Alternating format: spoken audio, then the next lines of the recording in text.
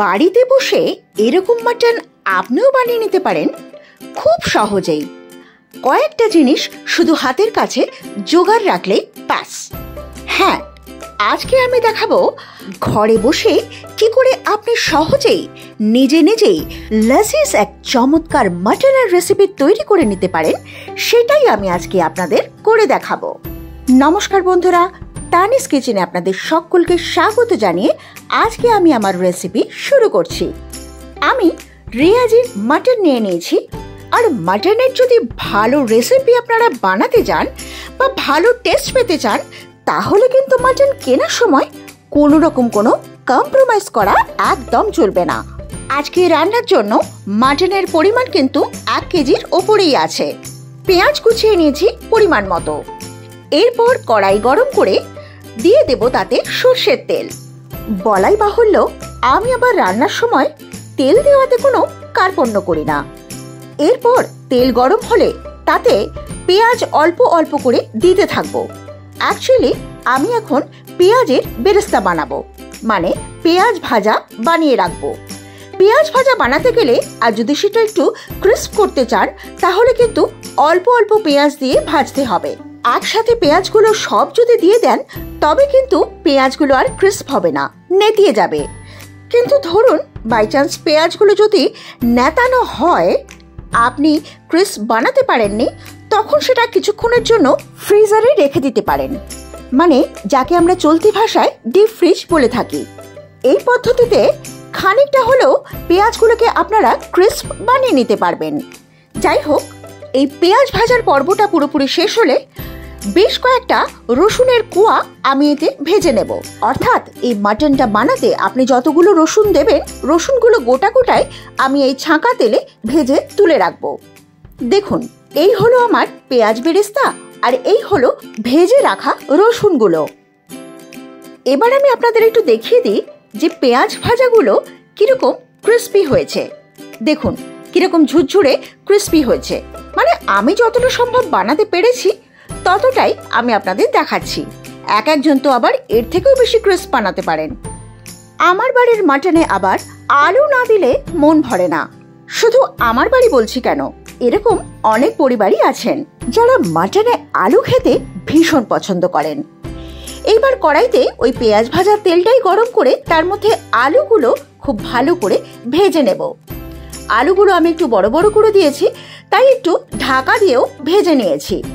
ভাজা হয়ে আলুগুলো যখন একটু লাল লাল হয়ে আসবে, তখন আলুগুলো তুলে রাখবো। এবার মিক্সিতে পরিমাণ মতো আদা টুকরো করে নিয়ে দেখুন বেটে নিয়েছি। এবার কড়াইয়ের তেলে আমি কয়েকটা জিনিস ফোড়ন দেব। তেজপাতা, সাজিরে, দারচিনি, কয়েকটা গোলমরিচ, জয়িত্রীর 2টো ফুলের কোয়া, স্টার অ্যানিসের একটা গোটা ফুলের আপনি হাফ অথবা 3 ভাগের 1 ভাগ দেওয়া যেতে পারে, বড় এলাচ, ছোট এলাচ এবং লবঙ্গ। এই সমস্ত জিনিস একসাথে তেলের মধ্যে ফোড়ন দিয়ে দিতে হবে। আর এই সময় তেলটা একদম হালকা আঁচে রাখতে হবে। গোটা মশলাগুলো হালকা ভাজা ভাজা হলে বেটে রাখা আদাটা দিয়ে দিতে হবে। আমি কিন্তু এই সময় গ্যাসের ফ্লেমটা লোতেই রেখেছি। এগুলো একটু ভেজে নিয়ে এবার আমি এর মধ্যে মাটনের পিসগুলো দিতে থাকবো। এবার শুধু কাজ মাটনগুলোকে ভালো করে নেড়ে ছেড়ে একটু ভাজা ভাজা করে নেওয়ার। তবে হ্যাঁ, লাল লাল করে ভাজার দরকার নেই, শুধু মশলার সাথে ভালো করে একটু মজিয়ে নিতে হবে। একটু ভেজে নিয়ে তারপর ঢাকা দিয়ে কিছুক্ষণ হতে দেব। এবার যে পেঁয়াজ বেরেস্তা আর রসুন ভাজাটা করে রেখেছি, সেটা মিক্সির জারে নিয়ে এগুলোকে বেটে নেব। আমার পেঁয়াজ ভাজার পরিমাণ অনেকটা, তাই আমি পেঁয়াজ ভাজাগুলো একটু জল দিয়ে তারপরেই বেটেছি।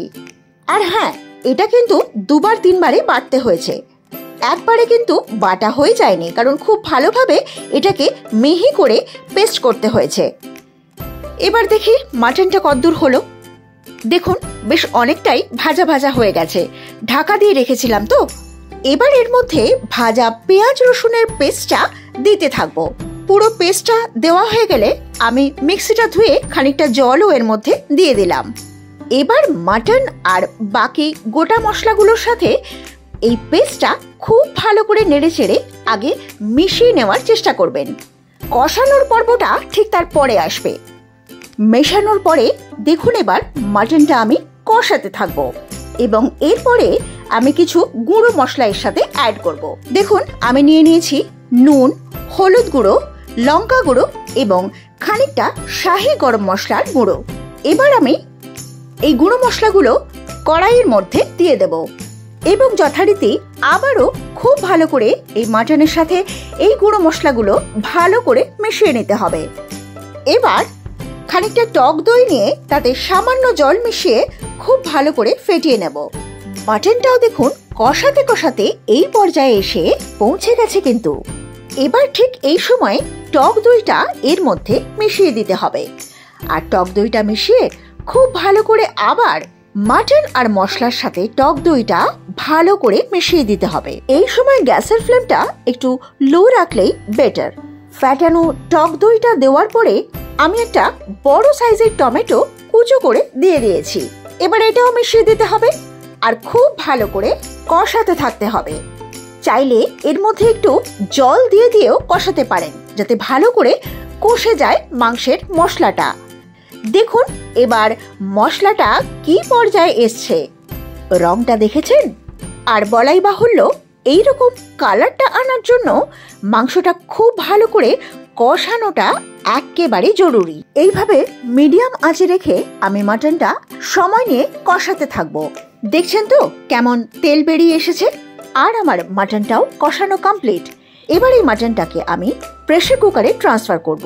তবে হাতে যদি অনেকটা সময় থাকে আপনারা চাইলে কড়ার মধ্যে রেখেও করতে পারেন।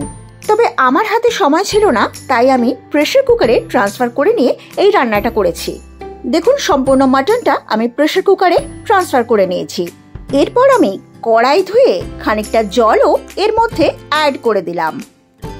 আর হ্যাঁ, এই সময় আপনারা একটু নুনটা অবশ্যই চেখে দেখে নেবেন। প্রেসার কুকারটা লাগিয়ে এবার রান্না হতে দেব। তবে 2-1টা সিটি পড়ার পরে আমি প্রেসার কুকারটা খুলে মাটন ঠিক কত % সেদ্ধ হয়েছে সেটা একটু দেখে নেব। এই সময় মাটনটা 75 to 80% সেদ্ধ হলেই চলবে, কারণ এই সময় আমি আলুগুলো অ্যাড করব। রান্না করতে করতে একেবারে গলদঘর্ম অবস্থা, তবুও ভিডিও তো করতেই হবে, তাই হাসি মুখে রান্না করাই শ্রেয়। রান্নায় ইন্টারেস্ট বাড়বে। এবার আমি আলুগুলো এর মধ্যে দিয়ে দিলাম, দিয়ে আলুগুলো খুব ভালো করে নেড়ে দেব। আপনারা যদি বেশি গ্রেভি রাখতে চান তবে এই সময় আর একটু জল অ্যাড করতে পারেন। ঢাকনা লাগিয়ে প্রেসার কুকারটা বসিয়ে দিন। এবার 2 থেকে 3টে সিটি পড়ে গেলেই গ্যাস অফ করে ঢাকনাটা খুললেই দেখবেন এক অভূতপূর্ব দৃশ্য। মাটনটার অ্যাকচুয়ালি কালারটা আমি আপনাদের আমার রান্নাঘরের লাইটের জন্য ঠিক করে দেখাতে পারিনি, তবে আমি যা দেখছি সেটা তো অসাধারণ। আর একটা কথা আপনাদের জানিয়ে দিই, এই যে দেখছেন মাটনে এত তেল বেরিয়েছে, এই তেল কিন্তু আমি এই মাটনে রাখবো না, তাই উপর থেকে যতটা সম্ভব আমি তেল তুলে রাখলাম একটা অন্য পাত্রে। এবার এটা আমি ফ্রিজারে ঢুকিয়ে রাখবো। এবার মাটনটা দেখুন, এতটুকু তেল তো রাখতেই হবে, নইলে খেতে বসার সময় মাটনটা দেখে কারোর পছন্দই হবে না। আর চুপি চুপি বলে রাখি, আজ কিন্তু বাড়িতে মাটনের সাথে পোলাও বানিয়েছি। এই পোলাওয়ের রেসিপি আপনাদের না হয় আর একদিন দেব। ব্যাস ব্যাস, এবার অনেক রান্না বান্না হয়েছে, আমার যেন আর সহ্য হচ্ছে না। কতক্ষণে নরম তুলতুলে মাংসটা পোলাও দিয়ে হাতে করে মেখে মুখে তুলবো সেটাই ভাবছি। কিন্তু অ্যাট লাস্ট অবশেষে সেই মহেন্দ্রক্ষণ এসে উপস্থিত। এই মাটন আর পোলাও একসাথে চলে গেল আমার মুখগহ্বরে। সত্যি বলছি, বিশ্বাস করুন, রান্না কিন্তু দারুণ হয়েছে। আর আপনারাও যদি এই রান্নার এই মাটনের স্বাদ নিতে চান তবে এই রেসিপিটা অবশ্যই ফলো করুন আর সাবস্ক্রাইব করে দিন আমার চ্যানেল তানিস কিচেন, এরকম আরো সাধারণ, অসাধারণ এবং নতুন পুরনো রান্না দেখার জন্য। আজ আসি, নমস্কার।